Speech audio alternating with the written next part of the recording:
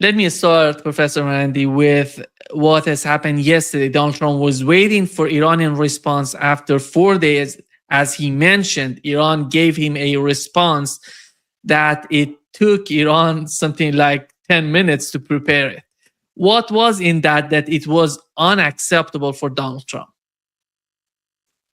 Well, I'm sure it didn't take 10 minutes, but obviously the Iranians delayed the response. And that was because the Americans were insisting that Iran give it as soon as possible, or that Iran give it sooner. And Iran, by delaying it, was sending the Americans a message that we don't work on your time based on your timelines. We don't do things because you put pressure on us to do so. So in a sense, that itself was a strong message about the entire process, that Iran is not going to be intimidated by the United States. Iran's decisions are not going to be made based on harassment or threats made by Washington. And so in a small way, I think this was reflective of the entire process. It sort of it explains what exactly is going on in a very broad way. The Iranian response, which I haven't seen, I've heard about it and I've read about it, but it's in line with what we were all expecting, I assume. I don't think anyone who's been closely following the situation over the past few months expected Iran's response to be anything that was substantially different from before. Obviously, small issues can be discussed, tactical issues can be negotiated, but the principles for Iran are not going to change. Iran is clear about that. First is the ceasefire, and that will have to include Lebanon, and it will have to mean the end of the siege on the Persian Gulf and the Strait of Hormuz and Iranian ports. And then it would be the 10-point Iranian plan that would be negotiated. And after that, it would be the nuclear program. But the Americans don't want to believe this. I assume that Trump keeps sending these messages saying that, well, this time Iran will fold. This time Iran will back down. This time Iran will give concessions. And Western media, being used to their imperial status, assumes the same thing, whether it's opposed to the United States or opposed to Trump or supportive of Trump. More or less, that's how they depict Iran as a country that is weak, that is vulnerable, that says one thing but means something else. That's what we've been hearing for decades in their descriptions of Iran. But now they have to face reality, and that is that they lost a 12-day war. They lost the first 39 days of this war, which was a hot war. They've lost I don't know what we can call it. It's not a ceasefire, but they've been losing since the 39 days of fighting. Otherwise, they wouldn't have tried a new operation last week near the Strait of Hormuz, which failed. They can pretend that they sank tens of Iranian boats and destroyed hundreds of facilities or whatever, which is all nonsense. Not a single military, not a single naval boat was struck. They struck a couple of tankers. In one tanker, they murdered 5 innocent people, and they struck a cargo boat. As you know, that was, I think, going from Oman to Iran, killing 1 person. And they hit a couple of fishing boats, which apparently were moving to help the small cargo boat, injuring a number of people.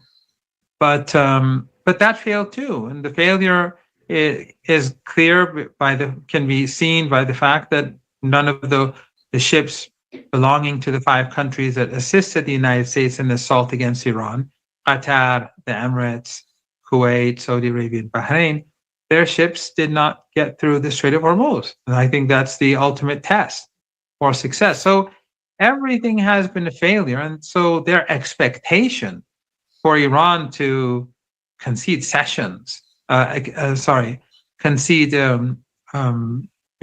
points and give concessions to the United States under these circumstances is truly bizarre. But it fits in with the pattern of Iran being weak and vulnerable and always about to collapse, and the so-called regime is unstable. So, that continues. But what I did find fascinating was when Robert Kagan wrote his article in the Atlantic, in the Monthly, basically admitting what almost no one else, almost no one else in the establishment has said so explicitly. And of course, he's an opponent. He's an opponent of Trump, and he hates Trump and his wife. The famous Victoria Nuland is no friend of Trump either. But in any case, he said that this is this is an unprecedented defeat for the United States, and of course the Israeli regime, because the Israeli regime is completely dependent on the United States. So I thought that was quite interesting that he would say that, or that he would admit that. But in any case, the expectation for Iran to give concessions at the negotiating table after they literally won the hot war, I think is ridiculous. Yeah. We know that Donald Trump going to be in China on Wednesday, tomorrow, and he's going to get back on Friday. And since the ceasefire started, we've seen Iranian using their air defense system, testing them various times, at least 3 times, if I'm not mistaken. In Tehran, they were testing the air defense system. And today we've learned that Tehran's Mohammad Rasulullah IRGC Corps carried unannounced wartime exercise to thwart enemy's infiltration attempts. It seems something like the underground, and the Iranians' assessment, they're trying to get, to understand if something happens on the ground. And what is the assessment, in your opinion, on the part of Iranians, if the United States gets back to war, once Donald Trump gets back to the United States? Is that going to be something on the ground? Is something what we've seen during the 39 days of war? It's going to be air campaign coming in with the fighter jets. What is that, and how does Iran assess the capabilities of the United States at this particular moment? Well, different things can happen. It could be a short air attack, and then a declaration of some victory. That's one thing. It could be something longer, and it could include land assaults against Iranian islands and on the mainland, and also maybe operations deep inside Iran, like the failed operation to take out the enriched uranium. But also, the Americans have amassed terrorists in the Kurdish areas of Iraq, in northern Iraq.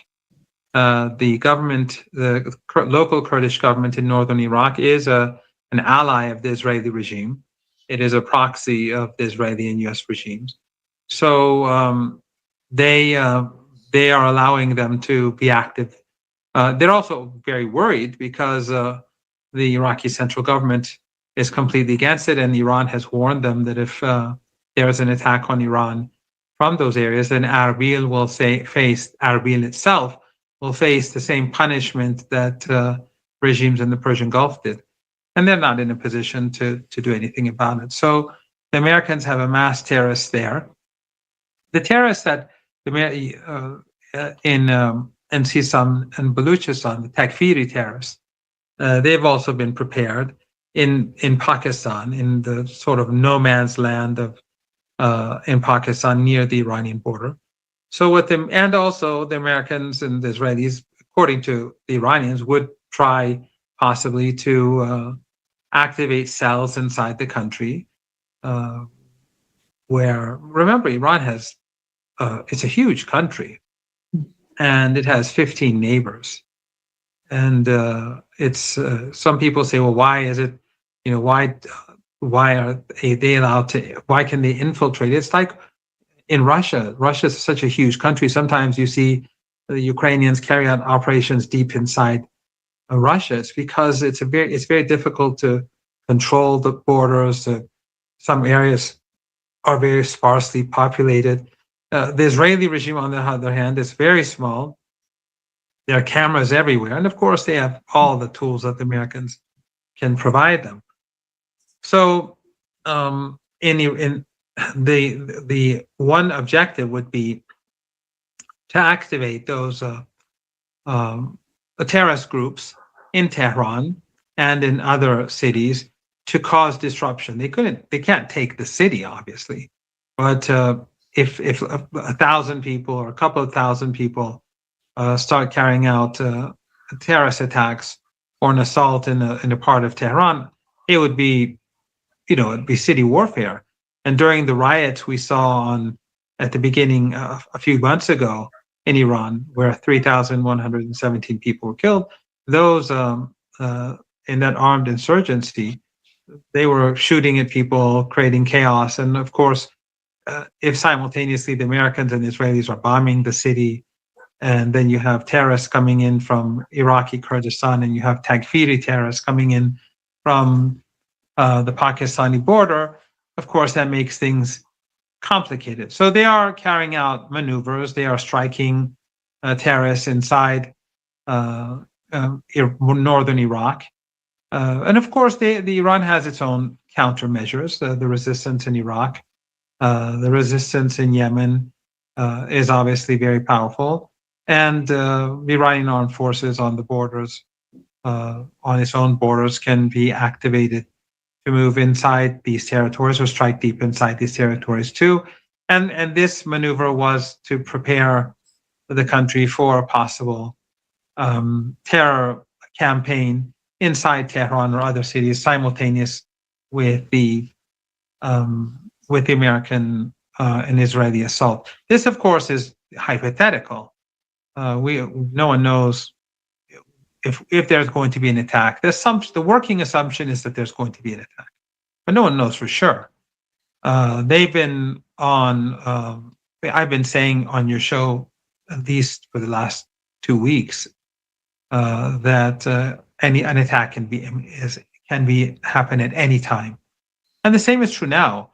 Even though it wouldn't make much sense for Trump to attack Iran right before going to China, but then again, he's Trump, and he doesn't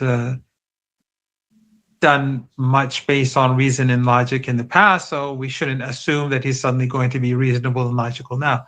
So Iran is, as we speak, prepared for an assault, but it's I would assume that if there's going to be an assault, it will have to wait till after he returns from China. These people, yesterday Donald Trump repeated that allegation about sending, you remember he said that we've sent a lot of weapons to Iraqi Kurdistan to be sent to Iran, to those rioters in Iran. And he repeated that again yesterday. And these are the same people, for our audience, many people don't know, because Iran helped the Kurdish people during ISIS and Daesh, because we all remember what General Soleimani did in that region. Are these people the same people that Iran helped them? Not necessarily, no. It depends on how you look at it. Iran saved the Kurdish government. When Erbil was about to fall, Barzani contacted the Americans, they ignored him. Then he contacted Iran, and General Soleimani said, okay, give me a couple of days. And he said, no, it's falling now. So he went and immediately, with his troops, pushed back. And I think he himself went there too. They pushed back on ISIS and saved Erbil. So the government of Erbil is very deeply indebted to Iran. It's indebted to Iran since the time of Saddam Hussein, but that's a different story. When I think it was the Anfal operation, when Saddam carried out these chemical attacks and assaulted the northern parts of Iraq, which were occupied by these Kurdish groups, about 2,000 Iraqi Kurds came to Iran, and 2 million, and 2 million went to Turkey. On the border of Turkey, they weren't allowed to pass through. So 2 million people were stuck on the border. In Iran, they just opened the borders and let everyone in. So 2 million people just came into Iran, just like the Afghans. So Iran has always been very friendly and supportive. But the government of northern Iraq is a proxy of the United States. It's an ally of the Israeli regime. So not much can be accepted. Just like the Takfiris. I mean, whoever thought that like the Takfiris were independent of Western intelligence agencies, ISIS, Al Qaeda, and like the terrorist groups in Syria that are now in charge, they were closing their eyes to reality. And the same is true in south eastern Iran. Those groups are controlled by Western intelligence agencies. There's no doubt about it. And the Pakistani government is incapable of doing much about it because it's very weak and the situation in the country is not ideal. So I would say that it is the Kurdish government that, sorry, I've been ill for a few days now, so I'm mixing up words a lot. The Kurdish government in northern Iraq, they are compromised. And so they allow these terrorist groups to grow. But one thing that I should point out, and that is that these groups do bring in weapons. It's not true that the weapons don't come in. Mossad weapons, CIA weapons, and other intelligence agencies, they assist organizations through northern Iraq. They do it also through Sistan and Baluchistan near the Pakistani border, and possibly from elsewhere. But these Kurds don't necessarily pass on everything that they're told to pass on. So, but it's these Kurdish groups. So they definitely were deeply involved, and Mossad weapons and CIA weapons were used in the violent armed insurrection. But a lot of them are just like we saw the same thing in Syria. The Americans, the Erdogan, Israel, these regimes in the Persian Gulf, they were all funding the terrorist groups. But a lot of that money was being stolen. A lot of the weapons were being stolen and sold on the black market. So for example, they draw a check. I'm just giving this as an example. But they, let's say, draw a check for $5 million, give it to one of these Takfiri terrorist leaders, and then he would take $2 million and purchase what needs to be bought and put $3 million in some account in the Emirates or in somewhere in Europe for himself and his people, his friends or his entourage. That's the Saudis, when they would fund groups, and the Emiratis in Yemen, a lot of that money would go to waste. And often you would see that those groups would be fighting each other at times. Like in Syria, often they're more often they were more often than not they were killing each other. These terrorist groups. That's why Syria even now is quite unstable. We've learned, at least from Wall Street Journal reported, that Israel has created or established a secret Israeli military base in Iraq, to do operations. Consider, I would say, basically their main objective was, to invade Iran or to send weapons, these weapons that Donald Trump is talking about, or to manipulate the borders of Iran. And today we've learned from the Iraqi sources that the resistance in Iraq they have launched a large-scale operation named Imposing Sovereignty in the Najaf and Karbala desert of western Iraq. They want to find this sort of secret Israeli military base. And how is that going to happen? How can someone do that? Because this is so strange, for Israel coming to Iraq, making a secret base. I don't know, how can we understand it? Well, those tribes that were allied or gave their allegiance to ISIS and were affiliated to ISIS in Syria and Iraq, and which were protected by the United States, Al-Tanaf, around that area, for example, they would be more than happy to protect such assets. Remember, during the dirty war in Syria, ISIS and Al-Qaeda, and other groups, they had bases alongside the Golan Heights, the Syrian Golan Heights. And the Israelis would support them. They would treat their wounded, they would fund them, they would give them weapons. When the Syrian Arab army would assault them, the Israelis would carry out airstrikes, artillery strikes, tank strikes. So they've always had they've had a long-lasting working relationship, and so have the Americans. So in those parts of Iraq where the central government is weak, and of course the Americans will never let the central government become strong. You know that the oil wealth goes through U.S. banks and comes to Iraq. The United States can lock Iraqi money, as they did last month, and dictate terms to the Iraqi government. So they say, we don't want this person as a prime minister. You're not getting your money, your own oil money. So the Americans don't want Iraq to be stable. They want it to be fragmented, broken, exactly in line with the interests of the Israeli regime. That's the policy of the Israeli regime for the entire region. But sadly, these 5 Arab family dictatorships in this war, since they have no real agency and they are proxies of the United States, they allow the United States to wage war because and to attempt to weaken Iran, to make Iran another Syria, to make it another Iraq. But in any case, and that would ultimately bring about their own destruction. That is the foolishness of their policy, is that they don't know that at the end of the day, they'll have no protector.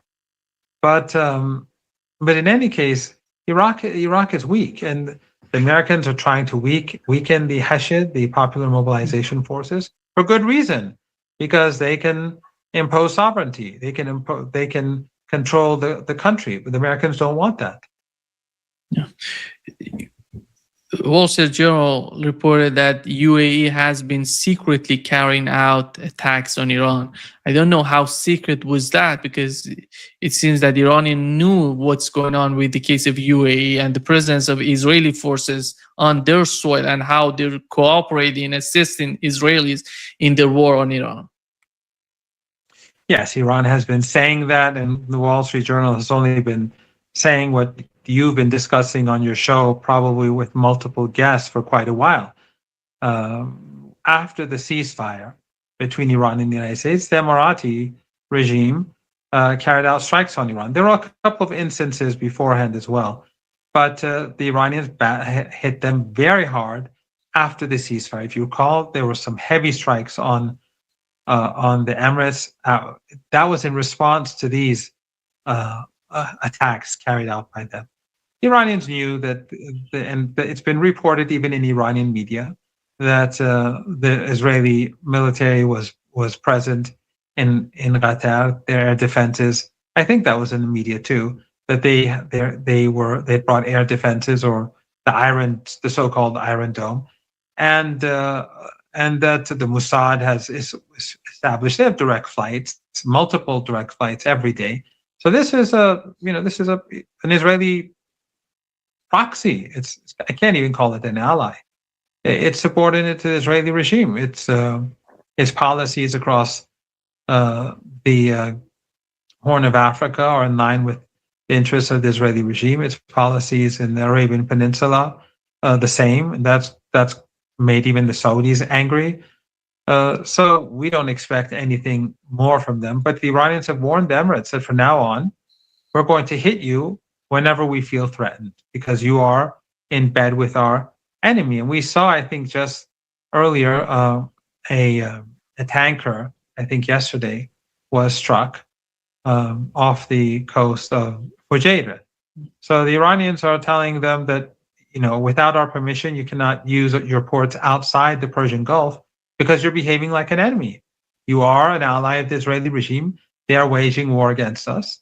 You're an ally of the Mossad, and of course Trump, and you're encouraging war. So you have to pay. You'll pay the price.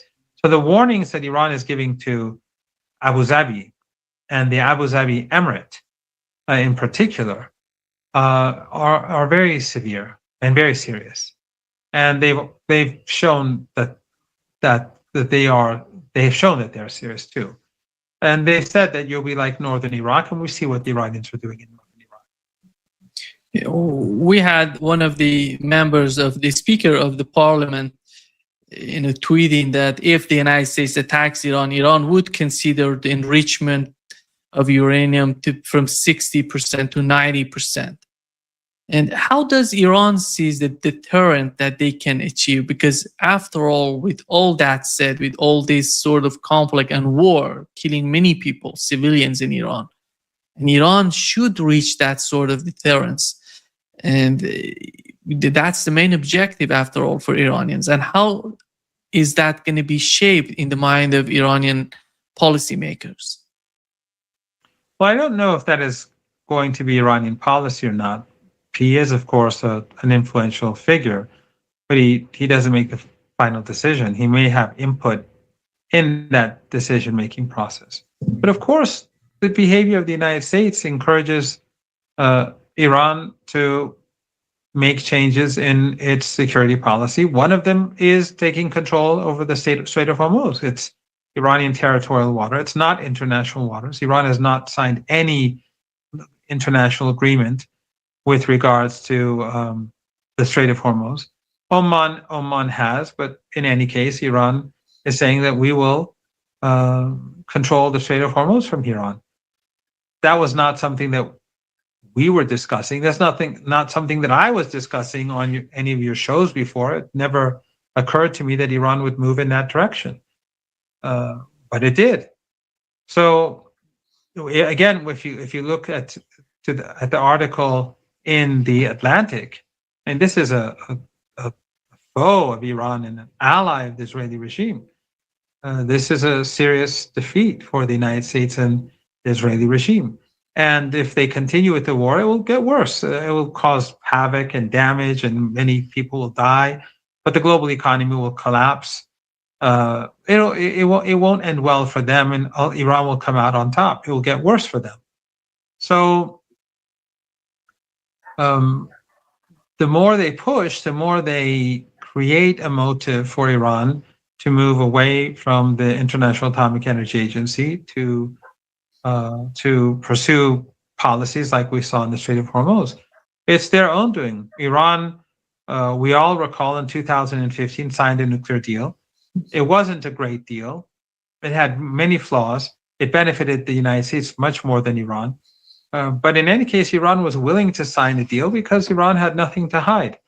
And the United States wrecked it. Trump wrecked it. Obama wrecked it too, because he was he was convincing ordinary Iranians that the United States is not sincere in implementing its side of the bargain. That was one of the flaws of the deal, that the Iranians carried out their obligations. It could have been better negotiated, and the Americans didn't. And that's one reason why now we see a very different style of negotiations in Iran.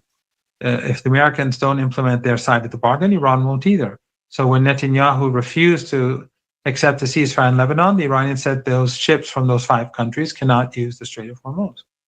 That, I think, is because of our experience, at least partially, in 2015. But in any case, back then, Iran was willing to be open about the nuclear program. They had nothing to hide. But the American behavior is pushing people in a very different direction. And I haven't seen any polls recently, but I'm pretty sure a strong majority of Iranians would want a nuclear weapon.